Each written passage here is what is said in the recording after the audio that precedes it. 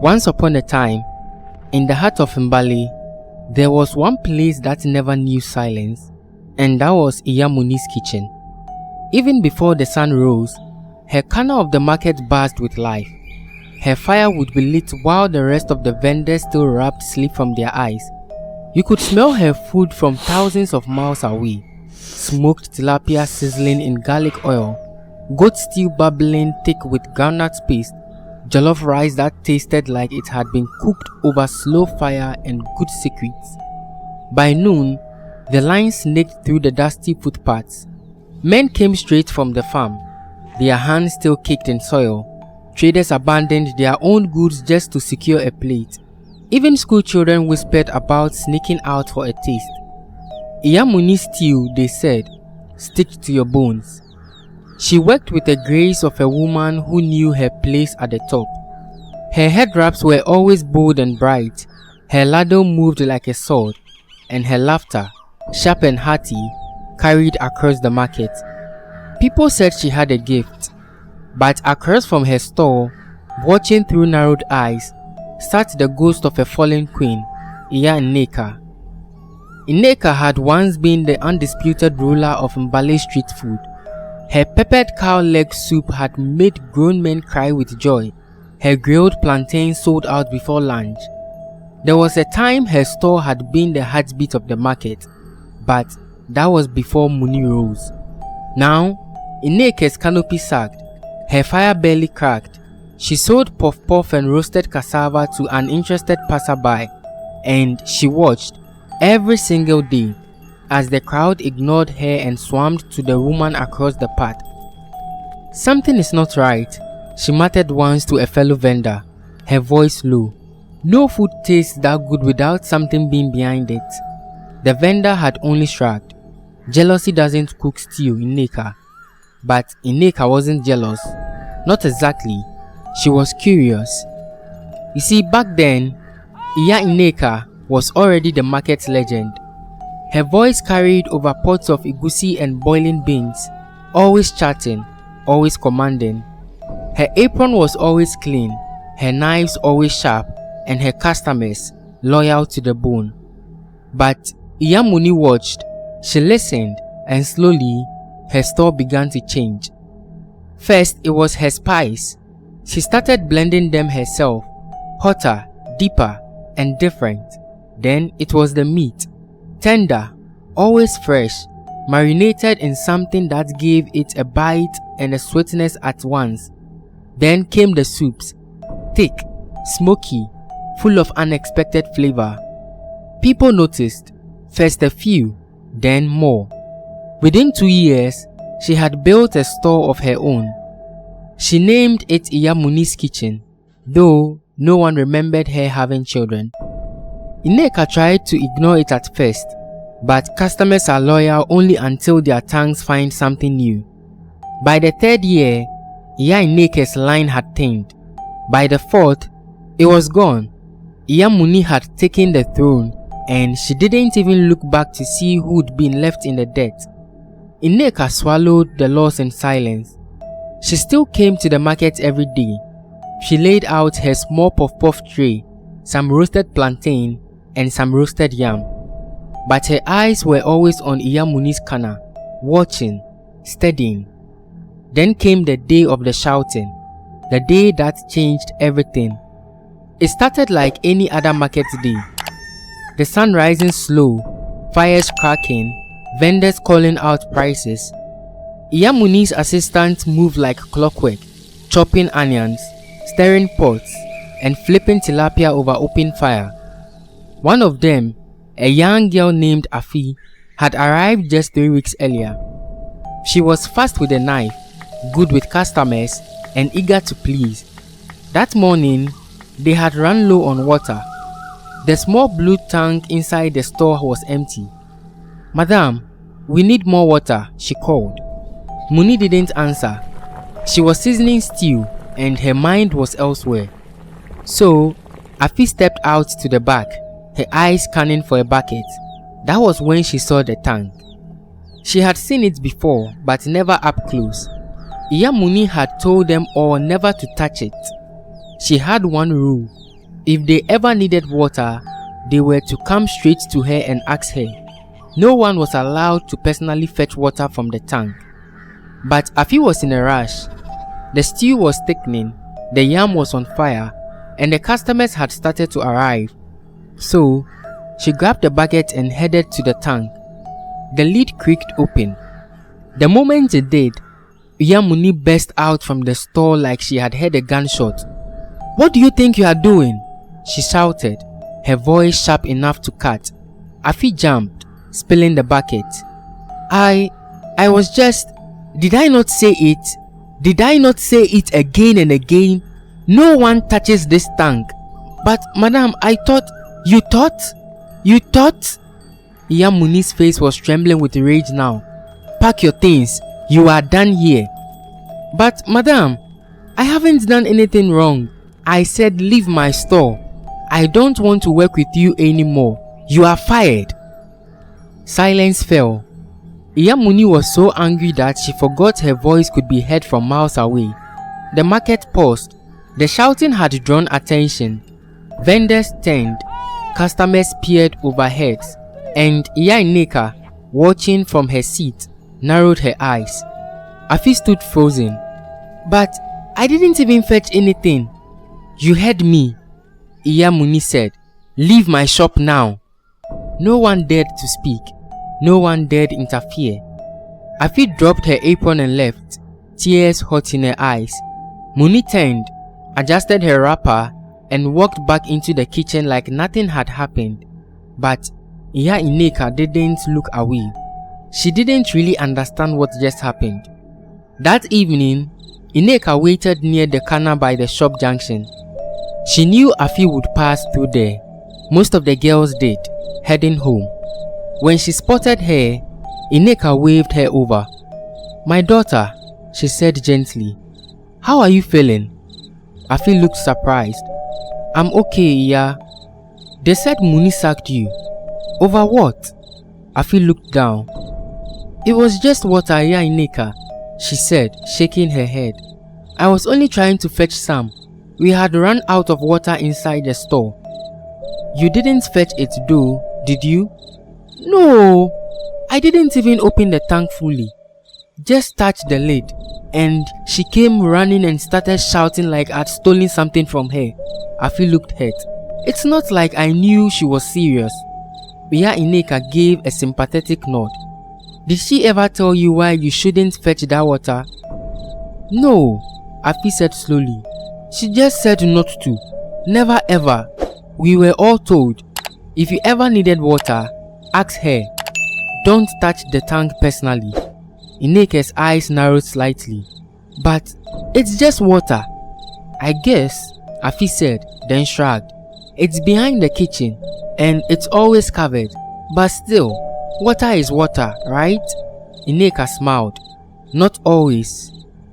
That night, Iya Ineka sat on her bed, confusion spreading all over her face.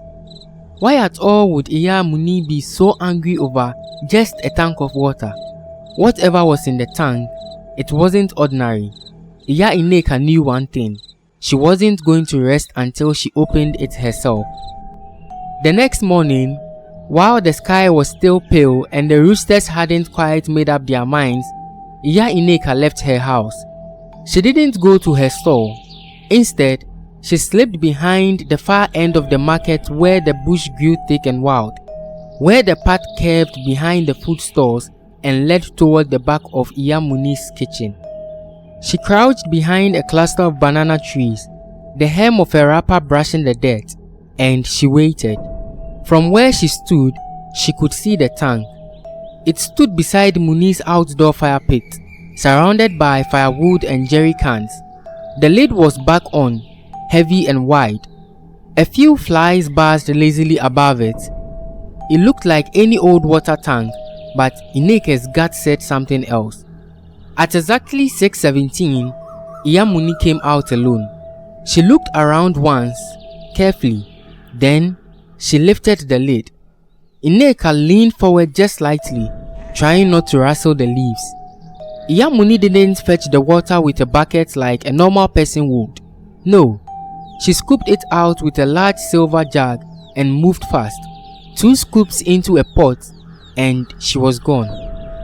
Nneka stayed crouched long after she left. She didn't want to get closer yet, not until she was sure. The next morning, she did it again. Same time, same pattern. No assistants allowed near. No one ever touched the tank but Iyamuni herself. By the 4th day, Nneka's curiosity was no longer curiosity. It was war. She couldn't ignore the look on Iyamuni's face every time she came out to draw water. She always looked very nervous, as if she didn't want anyone to see what she was doing. If that was the case, why would she place the tank in an open space where everyone could see? Could it be that Iyamuni did that deliberately so that no one would suspect her? Nneka still didn't know exactly what was inside the tank. By the 6th morning, Nneka was no longer watching. She was moving. At 4:43 a.m., the market was silent. No fires yet, no footsteps, only the sound of night animals retreating and birds beginning to stretch. Nneka crept through the path behind the market. She reached the back of Iyamuni's kitchen, heart pounding like a drum.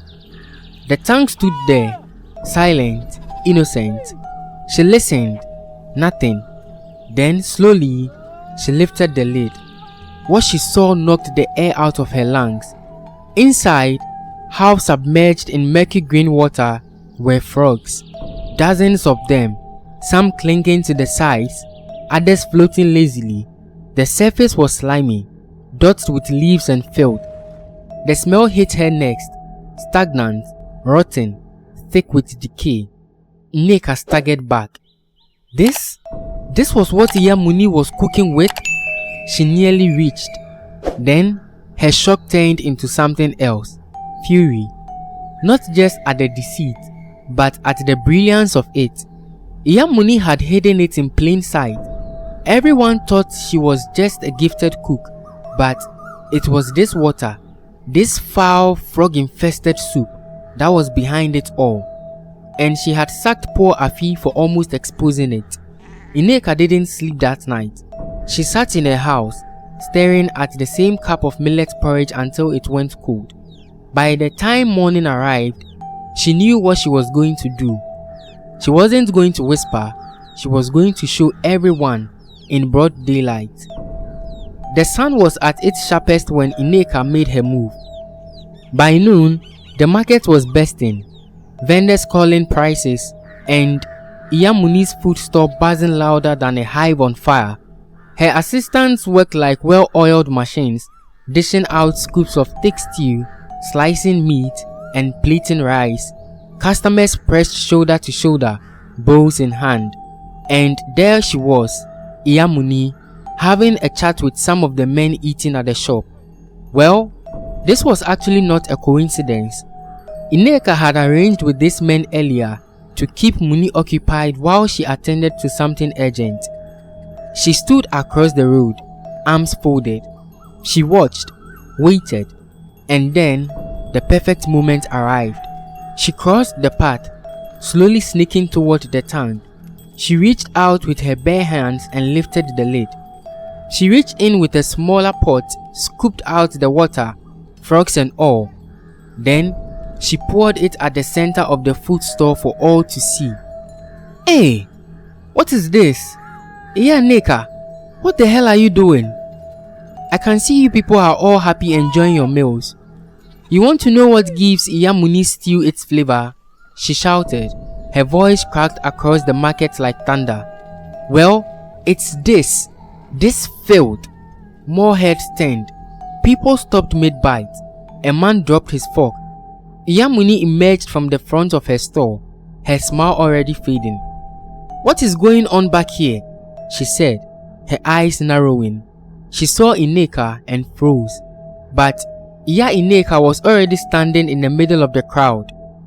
You've all been eating from her pot. Yes, licking your fingers and calling her the best. You see that line you stand in every day? You've been eating food cooked with frog water. Gasp. A woman covered her mouth. Another looked down at her half-finished bowl and pushed it away. "Liar!" Muni hissed, stepping forward. "You are mad! How can I cook food with such filthy water? You don't know what you are talking about." Iya Ineka turned to her, loud and sharp. "Then, let the people see for themselves. If you claim I am lying, let the people look into the tank." The crowd shifted. Someone near the front stepped forward, then another. In seconds, many men had surrounded her tank. Then came the moment she must have feared the most. Some men pulled the lid back, and there it was. Dozens of frogs, some dead, some alive. The water, thick, sleek and reeking. The crowd recoiled. Someone shouted, "She's been feeding us with this filth!" Another spat into the dirt. A child began to cry. An old man clutched his stomach. Even Iya Muni's most loyal customers looked stunned, betrayed. And then, like something inside her broke, Iya Muni dropped to her knees. I didn't know it would become like this. It was the work of the devil. Please, forgive me." But no one was listening anymore. Word spread fast, and within minutes, the entire market was talking. A boy ran to fetch the chief, who arrived with 2 guards, confused and visibly disturbed. One of the guards had even just eaten Iya Muni's food, not 10 minutes before. When the chief saw the tank, he staggered back in disgust. "Iya Muni, is this true? Why would you do such a thing like this? Do you plan on sending us all to our graves before time? Tell us the truth. Why did you do this?" Iya Muni knelt down in shame. She confessed that she was jealous of Ineke's success. Back then, everyone in the village used to buy from her shop alone. No matter what she did, she never got as many customers as Ineka did. So, one day, she sought the help of a priestess far in the forest who told her to do what she did.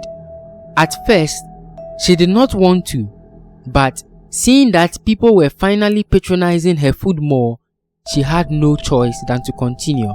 She was crying now, shaking, muttering to herself. The chief did not give her any room for mercy. "You are banished," the chief said coldly. "By sunset, you must leave Mbali. Take nothing, say nothing, just go." No one spoke. No one defended her.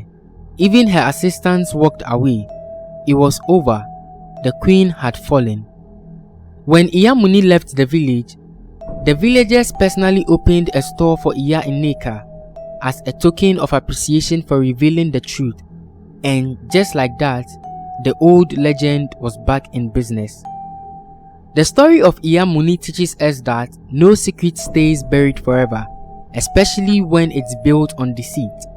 No matter how successful someone appears, cutting corners and disrespecting the trust of others will always catch up with them.